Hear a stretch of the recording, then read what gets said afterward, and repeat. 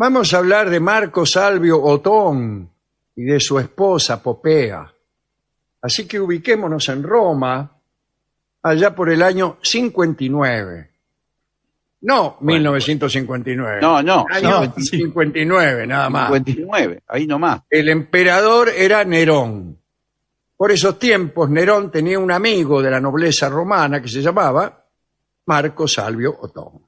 Según cuenta Plutarco, no había en Roma otro individuo que hubiera sido más corrompido por la opulencia y la lujuria. Suetonio, otro que bien bailaba, describió a Otón del siguiente modo. Dícese que era pequeño, que tenía los pies contrahechos y torcidas las gambas. Era cuidadoso de su traje, se hacía depilar todo el cuerpo y llevaba en la cabeza casi calva cabellos postizos, fijados y arreglados con tanto arte que nadie lo notaba. Se afeitaba diariamente con sumo cuidado y se frotaba con pan mojado, costumbre que había adquirido desde la edad de la pubertad, con el objeto de no tener barba. El derroche del que hacía gala Otón impresionó profundamente a Nerón. El emperador consideraba un lujo perfumarse con aceite de mirra y, como muestra de deferencia hacia Otón, cierto día le echó un chorrito. Al día siguiente, Otón invitó al emperador a su mansión, lo condujo hasta una sala en cuyas paredes habían instalado unos tubos de plata. A una señal de Otón, brotaron de los tubos fuentes de aceite de mirra que rociaron al emperador y a su séquito. Nerón rió, emocionado y agradecido. Durante aquella reunión, el emperador se fijó en Popea Sabina, la esposa de Otón. Cuenta Tácito que era hermosa, pelirroja y dueña de una piel blanca y aterciopelada que fascinaba a todos. Era hija de Popea Sabina la Mayor, una de las mujeres más bellas de su tiempo. El papá era el pretor Tito Olio. Otón habló de los méritos de su esposa. Los historiadores antiguos se preguntaron si lo hizo por pura ingenuidad o si ya se había propuesto ofrecer su esposa a Nerón para aumentar su influencia frente al emperador. La cuestión fue que Nerón terminó por invitar también a sus reuniones a Popea. Ella adulaba al emperador y le insinuaba su simpatía. Pero cuando él intentaba acercarse, Popea lo apartaba bruscamente. Una y otra vez se repitieron las proposiciones, que fueron vanas. Popea le informó por fin a Nerón que algunos obstáculos impedían el amor entre ellos. Y estos obstáculos eran principalmente la esposa de Nerón, la Octavia, y también la madre del emperador, Agripina, que tenía mucha influencia sobre él, y hay que decirlo, a veces oficiaba como una favorita. Popea insinuó que no obtendría Nerón nada de ella si no se deshacía de su esposa y de su mamá. Nerón trazó un plan grotesco y espantoso para deshacerse primero de su mamá. Agripina vivía en una finca campestre algo alejada de Roma. Nerón hizo construir en el aposento de su palacio, destinada a alguna eventual visita de su madre, una trampa mortal. Un grupo de artesanos desarmaron el pesado cielo raso de la alcoba, lo sujetaron luego a un complicado dispositivo de suspensión que podía ser soltado desde el exterior de la casa. Cuando Agripina visitara a su hijo y se acostara en sus aposentos, el cielo raso se desplomaría sobre ella. Sin embargo, los trabajos presentaron tantas dificultades que el plan quedó desbaratado. Entonces se presentó Aniceto, prefecto de la flota de Miceno y hombre de confianza de Nerón. Aniceto sugirió otro plan, la construcción de un barco cuya particularidad era que con un movimiento de palanca se partiría por el medio. La proa sería insumergible, pero la popa, con un magnífico asiento en cubierta destinado a Agripina, no flotaría.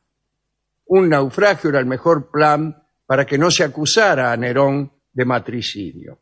El emperador aceptó la sugerencia de Aniceto y el atentado se preparó para la fiesta de Minerva. Se ofreció un banquete al que Agripina llegó por mar. A su regreso se la debía hacer subir no ya al barco en que había llegado, sino en el que había sido preparado para hundirse. Mientras Agripina participaba del banquete lejos del puerto, unos nadadores averiaron el velero de la mamá del emperador. Enseguida remolcaron hasta el lugar una vieja chalupa para simular la embestida del velero por el barco de carga. Cuando terminó el banquete, Nerón acompañó a su mamá hasta el puerto. Gritos y tumultos anunciaron que había pasado algo. Agripina supo que su barco había sido chocado. Nerón, haciéndose el distraído, ofreció otra embarcación para que su madre pudiera regresar a su finca. Ella aceptó, tomó asiento en el diván emplazado en la popa del barco, que estaba bajo un pesado baldaquín lastrado con plomo. Ese baldaquín debía caerse sobre el diván, aplastar a los que estaban debajo y partir el barco preparado justamente para eso. Bueno, y salió todo más o menos. Poco después de partir, el baldaquín se desplomó sobre el diván. Mató a un acompañante de Agripina, pero la madre del emperador se salvó porque el alto respaldo del diván atajó el techo y soportó el peso. Cuando los cómplices del emperador advirtieron que la popa no se hundiría, trataron de hacer zozobrar la embarcación, pero no pudieron. En esos momentos, una dama amiga de Agripina, llamada Acheronia, cayó al mar, pidió auxilio y en su angustia gritó que era Agripina para que le dieran bolilla más rápido. Los remeros le creyeron y entraron a darle con los remas hasta matarla. ¡No! Sí, señor. Y la verdadera Agripina, que estaba debajo del baldaquín, comprendió entonces lo que se había tramado. Trató de liberarse, lo logró, se tiró al agua y poco después un pescador la salvó y la llevó hasta sus villas de Baulos. Nerón se enfureció cuando supo del fracaso del atentado. Impaciente mandó a Aniceto junto con un grupo de esbirros a Baulos y allí, sin estratagemas extrañas, los esbirros apuñalaron a Agripina y le dieron muerte. Con la intención de justificarse, Nerón envió al Senado un documento según el cual Agerino, un liberto de Agripina, había sido descubierto en un intento de ataque al emperador. La idea había sido de Agripina, que se había suicidado consciente de su culpa. Y el Senado aceptó esa versión. Dicen los historiadores que la decisión de matar a Agripina había sido instigada por Popea, pero ella exigió más antes de entregarse al emperador. Ahora quería la cabeza de Octavia, la esposa. Por una enorme cantidad de oro, Nerón sobornó al flautista Evoero de Alejandría, esclavo de Octavia. Lo hizo decir que había tenido relaciones íntimas con ella. Hubo un proceso de divorcio, pero el procedimiento no anduvo bien. Algunas siervas de Octavia, aún sometidas a tormentos, juraron que su ama jamás se había entregado a otro hombre. Los abogados del emperador hablaron entonces de esterilidad de la emperatriz.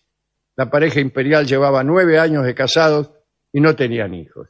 Esta vez los magistrados aceptaron el argumento y autorizaron el repudio.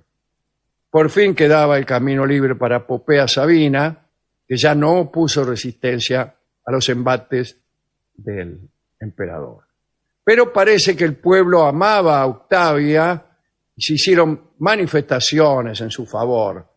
Para que ya nadie tuviera por quién manifestar, Nerón decidió eliminar a Octavia. A los 12 días de su separación, contrajo matrimonio con Popea, mandó llamar a Aniceto, autor del matricidio, le encargó matar a Octavia. En esa ocasión, Aniceto no apuñaló a nadie, porque no pudo. Octavia le gustaba. Entonces Nerón se vio obligado a desterrar a su amigo a Cerdeña, donde no le faltó nunca nada. Octavia fue desterrada a la isla de Pandataria. A los pocos días de su llegada desembarcó un grupo de sicarios que la decapitó. Su cabeza fue presentada a Popea. Al poco tiempo, Popea quedó embarazada. Nerón estaba feliz, pero la niña que nació murió a los pocos meses.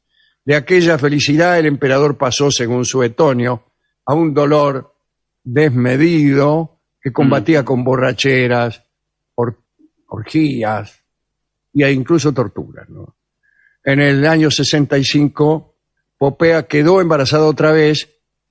A Nerón le volvió la alegría, pero su destino, dice el cronista, era no salirse de la crueldad. Un día Nerón regresó tarde de su palacio después de una bacanal. Popea lo retó y Nerón, borracho, la mató de una patada. No, le pegó una patada y mató al niño del cual estaba embarazada. Sí. Así fue. Pero en aquella época esto significaba también la muerte de la madre. Algunos atribuyeron el fallecimiento de Popea al suicidio por envenenamiento, pero muchos cuentan lo que se ha dicho, ¿no? Contrariamente a la costumbre romana, el emperador hizo embalsamar el cuerpo de su esposa y lo depositó en el panteón de los Julios, que eran la familia de Augusto, ¿no? A partir de entonces Nerón quedó tambaleante. Era el año 65, perdió todo juicio, agudizó sus excesos, se sintió atraído por el esclavo Esporo, cuyo físico era muy parecido al de la difunta Popea. Nerón, que le llamaba así a Esporo, le decía mi Popeíta, ordenó que castraran al esclavo y lo obligó a vestirse como mujer.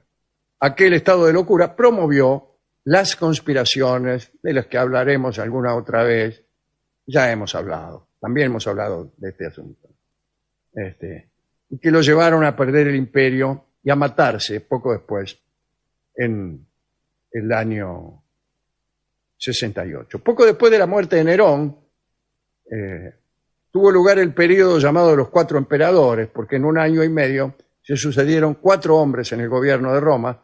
Los 4 fueron Galba, Otón, Vitelio y Vespasiano, que literalmente se mataron por mandar. Otón, el marido de Popea Sabina, consiguió ser emperador por unos meses.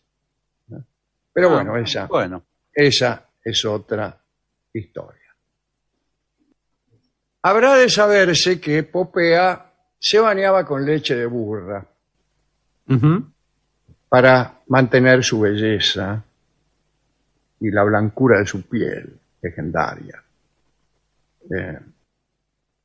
Vamos a escuchar a Hermann Hermig